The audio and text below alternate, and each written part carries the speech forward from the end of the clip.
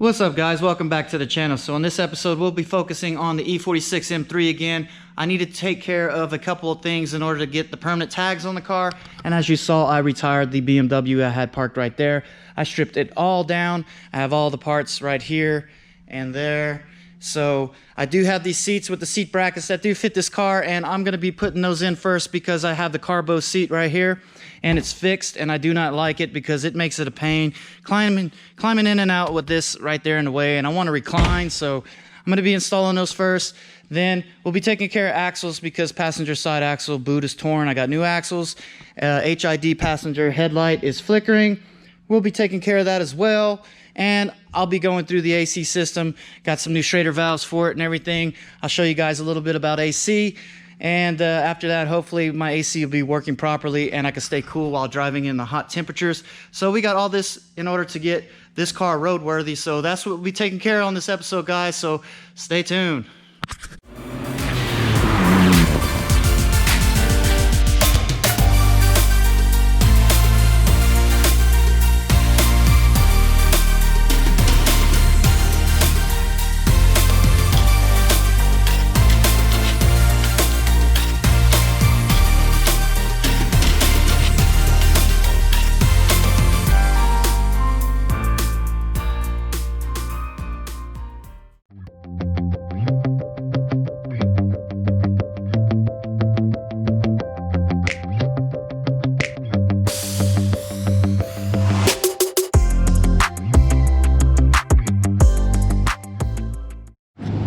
Alright guys, I got the fan running full blast, excuse that noise, but whenever you take the seats out, it presents a perfect opportunity to vacuum everything clean, which I did.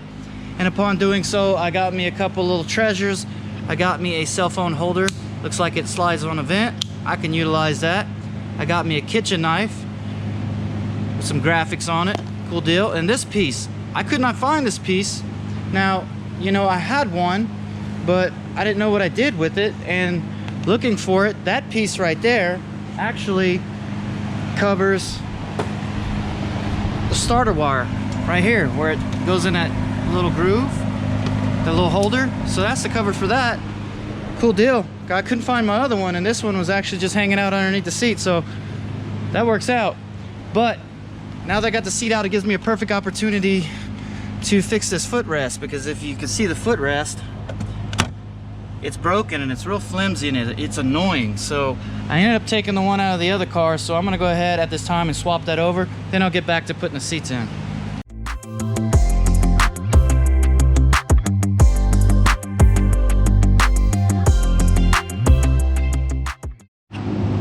Alright y'all, so we got the seats in now and it looks a lot better because they match, and I also got that footrest installed.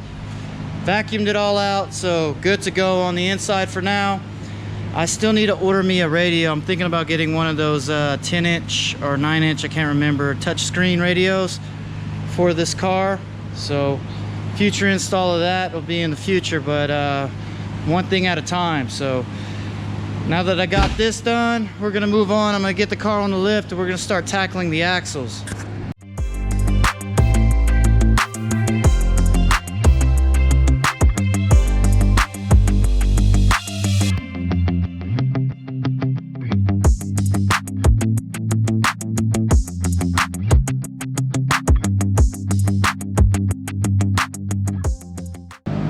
Alright, so the whole reason I'm doing what I'm doing, if you can see the grime in there, you can see the hole in that boot, flung grease everywhere. That's the reason I'm changing out this axle. And the same thing on this side, they have a tear in the boot right there, so good time to replace the axles in the rear.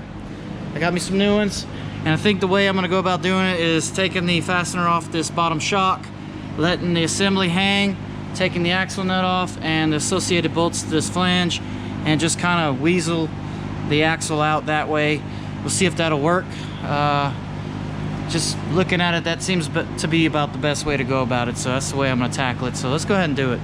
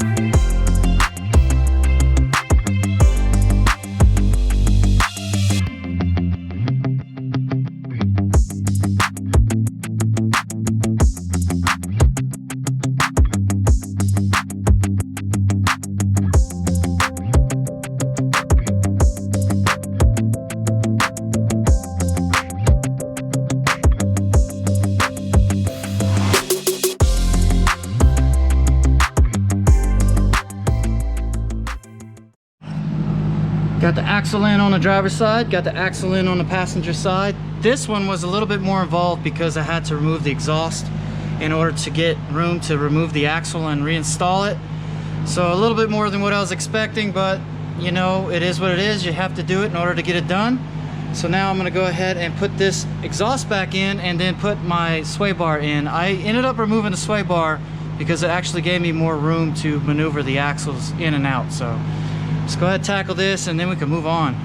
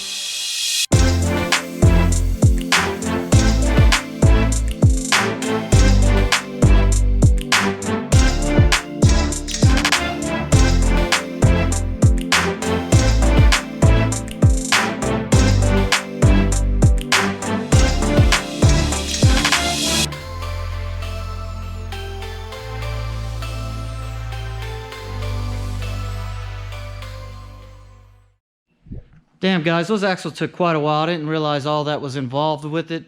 You know, dropping the exhaust and a sway bar and everything, it just consumed a lot of my day. But I want to show you guys that trim piece real quick. That's where it goes right here. It clips onto this back piece and it secures the wires in place. So very happy I found that indeed. I still have to diagnose this HID light. It flickers. So I bought some new HID bulbs. I'm going to swap it out and see if that fixes it. Hopefully it does, and that'll be, you know, that'll be it. But if not, then it might be the igniter. And if that is, then I have to take the assembly apart and swap it out. But I did find a whole bunch of parts on eBay. This guy had all the internals for both sides for the HID setup. And he had a make offer tab, and I offered him $100 for it. And he accepted it, so I got a lot of extra parts here.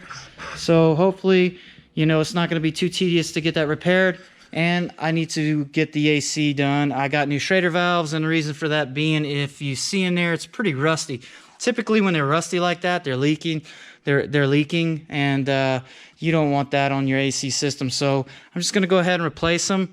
And I got some more PAG oil. I'm going to throw a little bit more oil back into the system and charge it up, and then hopefully everything will be well on that and it'll blow cold. Whenever I bought the car, he said that the AC system blew really cold. So hopefully that will be the case once I recharge it. So we'll see, but the day is pretty much done for today, and I need to get my butt back in the shop early in the morning because tomorrow's Memorial Day and I need to spend that with my family. So if I wake up early enough and come in to the shop at a decent time in the morning, I can knock out what's left I have on the car and be home at a decent time. So that's the plan. I'm gonna set my alarm clock and hopefully I'll get up early enough. But I guess I'll see you guys tomorrow. Well, for you guys, it's gonna be a couple seconds. For me, it's gonna be tomorrow.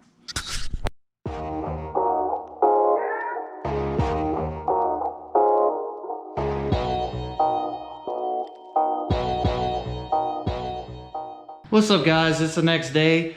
I decided to do things over here at the house, that way I could stay around the family and whatnot, and the weather's pretty crappy today. I didn't want to park all my cars outside and have them all rained on, so just decided to go ahead and do the thing over here. So I got me a little bit of tools that I need, brought the HID stuff, and I got the Freon, the vacuum pump, and my AC gauges. So we'll be tackling the AC system first. We're going to be changing out these valves And after that, I'm going to go ahead and show you guys how to leak test the system, because if we have leaks, we definitely don't want to proceed, because it will defeat the purpose of charging the AC system and have it leaked out. So if everything holds up, we'll continue on the AC system, and I'll just show you guys a general rule that I use for charging the AC system, because it goes off you know, certain amount of ounces that it takes, and I don't have a scale here, so I'll just show you guys, you know, roundabout how I do it without a scale, using the gauges, and it works for me. So we'll see if this thing blows cold in the end. And then after that, we get the AC all done. We're gonna go ahead and focus on the HIDs and get that, you know, all taken care of as well. So let's go ahead, change out those Schrader valves, and then we'll get to leak testing the system. All right, so here are the Schrader valves. These are complete assemblies. You just screw them in. So I got brand new ones. This is the high side, this is the low side, and it comes with new caps as well. And just to refresh things, I got the PAG 100, and it's 1 ounce of PAG 100 with 1 ounce of Ice 32 formula, and 1 ounce of refrigerant is in this. So I'm gonna go ahead and add this to the system just to make sure that I have adequate oil, because I did have the system apart, and you know, 1 ounce of oil isn't gonna hurt anything. If not, it's gonna help it in case it's a little low, because I did have the AC system taken apart and sitting around for a couple months, and I did have the port sealed off, but just to cover my bases, I'm gonna go ahead and add that. And let's go ahead and change these out, and then we'll get to the vacuum test.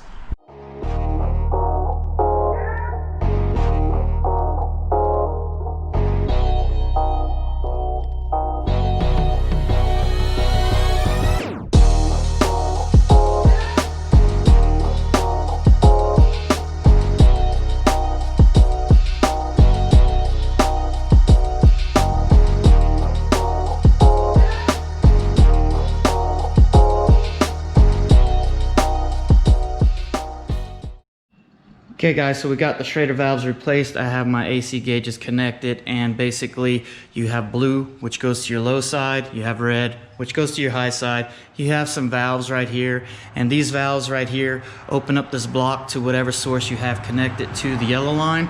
In this case, we have the vacuum pump, so if I open up this valve, it's going to allow this line to be pulled on vacuum, or if it was refrigerant, I open it, it would allow refrigerant to flow. So I got them both closed off right now. I have this one turned all the way in, and what that does is engage that valve. This one's turned all the way out, so this valve is at rest. So we're just going to be pulling a vacuum on the low side, and basically this has your PSI gauge, and it also has an HG gauge as well. Now I did pull a vacuum on it real quick, but as you can see, the green is your HG vacuum gauge, and basically you're going to pull a vacuum on it for about 10 to 15 minutes, and that's going to get whatever moisture that's in the system out, because moisture tends to boil really easily under the vacuum. So we're gonna, one, get rid of any moisture in the system, and two, once we're done pumping it down for about 10 minutes, we'll turn this off, make sure that valve is closed, and that's gonna give us our leak test. So I'm gonna go ahead real quick, turn this on. Vacuum pump is running, and now I'm gonna open up the low side valve. It's all the way open. It's pulling vacuum right now, and it looks to be holding steady about 27 HG. So I'm gonna go ahead and let this run for about 10 minutes. And then at that time, I will turn the valve, closing it, turning that off. Then we will wait about 15 minutes just to make sure that, one, the moisture is boiled off, and two, we'll go ahead and make sure we don't have any leaks. All right guys, so I just got back from eating breakfast inside the house, and about 20 minutes has passed, which is more than enough time. I'm looking at the gauge, it hasn't moved at all, so this system is a go. There's no leaks at all, so we can continue on to the next phase, and that is adding the PAG oil, and then we'll do the refrigerant. So basically I'm gonna disconnect that yellow line, connect it to the canister, and the pressure in the can along with the vacuum in the system is gonna suck all that out into the system. And then once it is empty, the can, I'll go ahead and close the valve. Then I'll connect the yellow line to the refrigerant, and then from there, I'll be opening the valve back up, adding refrigerant until this gauge comes up. Typically about 30-35 is where I start, and then I turn on the engine, turn on the AC system, and I continue adding refrigerant until the AC compressor kicks on. And then at that time I start looking at the pressure on the gauges, and basically it depends on the outside temperature how much pressure the gauges are going to read. But it's relatively cool outside today, so pressures are going to read a little bit lower than normal. The higher the temperature outside, the higher the pressures will read. But I'm going to continue adding refrigerant until I start getting cold air out of the vents. At that time, I will close the valves off and let it run for a little bit, looking at the gauges. And from there, I'll add just a little bit more until you know, the high side levels off and the low side levels off as well. And that's pretty much how I do it without a scale.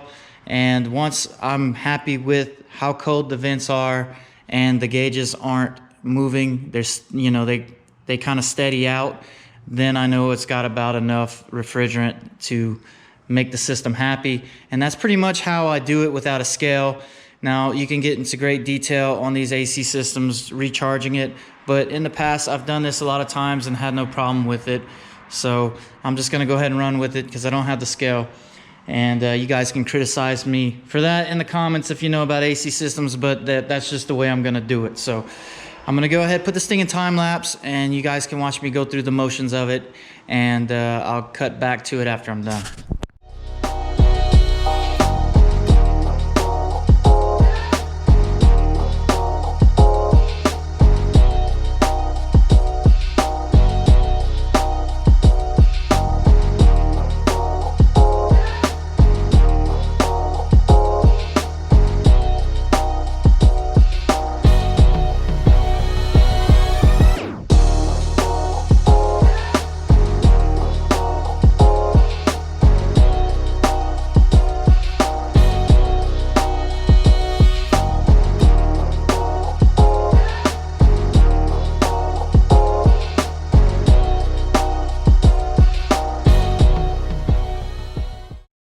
Alright, so I think I found the sweet spot. The AC vents are blowing ice cold, and basically I kept adding refrigerant until I saw the high side kind of level off, and then I turned the valve off and I let it settle.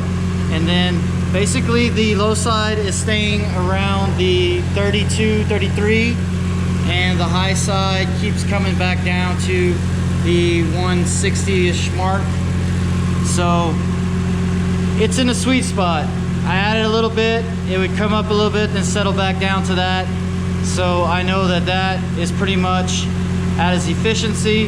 And I put a couple more little squirts of refrigerant in it just for good measure. And the gauges haven't moved from this pressure at all. So I know that it's there. The charge is about right.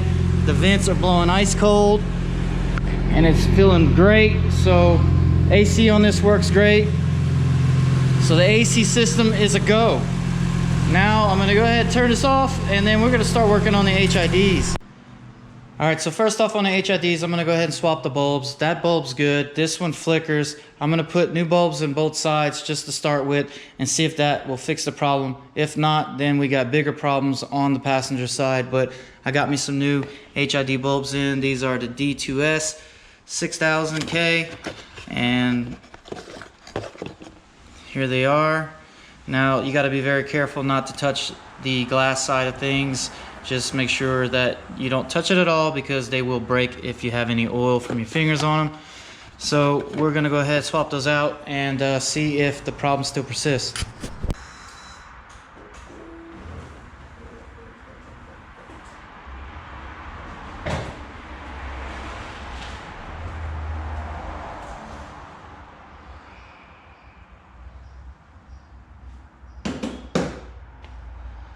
Looks like we got bigger problems. Well, look there. Think that's the problem? Looks like moisture got in there and it's all corroded. So unfortunately, it ain't just a simple swap the ballast and test it, because that wiring and everything is all cracked and corroded. So I'm not gonna sit here and explain how to do all this because I've never done it before. I'm gonna take the time, figure it out, replace all the internal stuff that's associated with that, and put it back together, and we'll test it out. But luckily, my magical box of parts that I got off of eBay should be able to fix all that, so I'll get back to you guys once I have it done. All right, guys, it's actually nighttime now, but I had some things to do throughout the day. But I finally got to put all back together, and I got to tell you that it was a freaking task, man. That was the hardest thing for me to learn, and I'm glad that I figured it out. Now that I got it figured out, it's pretty easy to do, but trying to reverse engineer it, and you know, I did some searching on YouTube. It took me a little bit, but I found a video that actually helped me out quite a bit. So yeah, it's like layers, man. You have this case, and then you have a lining right there, and then you have to pop it out a certain way and get this whole assembly out. And then I'm glad that I did it though, because the wiring in it was pretty chewed up. It was corroded throughout, but you know, it's done now. So I haven't turned it on yet. I thought I'd wait to do it with you guys. So hopefully all this work was, you know, is gonna pay off, and it wasn't for nothing. But let's go ahead and turn the key on. All right, I'm gonna turn. Ooh, please let it work. Ho, ho, ho, look at that. Yes.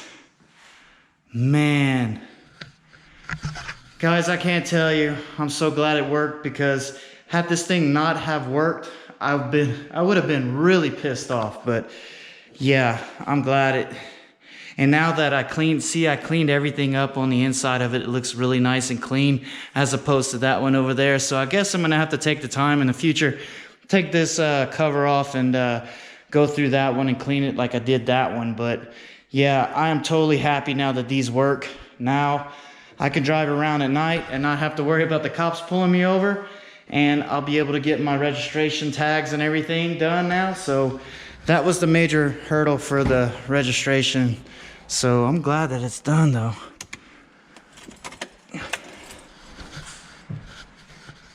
And another thing I noticed whenever I was looking up underneath the car, my freaking front main seal is leaking. So yeah, just when I thought that I had everything done and no leaks and whatnot, and everything being solid, turns out the damn front crank seal is leaking. So I'm gonna have to look into the details of that and get that fixed. But that should be it. After that, I should be able to drive it, enjoy it, drive at night, get my registration, and everything will work out great. But I still need to get me another exhaust. I can't stand driving this car with that exhaust. I can't tell you how many kids come up and try to race me when I'm trying to, you know, put mileage on it. I mean, it's ridiculous, you know. Kids, they hear loud exhaust and they're like, oh, he thinks it's a race car, I want to race. But, you know, whatever, man. I'm going to get me an exhaust pretty soon and get that thing quieted down. But that's it on this episode, guys. I hope y'all enjoyed it. Man, I got to tell you, I was pressed for time on this one, but here on the next episode, we're gonna be cleaning up that K-swap, getting it all pretty and painted up. And I also got parts in for the Z31 Turbo. We got an episode of that coming up here pretty soon. I'm gonna be putting in a thermal fan switch and working on some ducting for the radiator. So if you guys, you know, are into the Z31 build that I did, definitely hang around, check that out. But if you're here for the first time, definitely subscribe, because nothing but great content headed your way. And as always, y'all know the deal. Like, comment, subscribe, and share. Stay tuned for more future episodes. Peace out.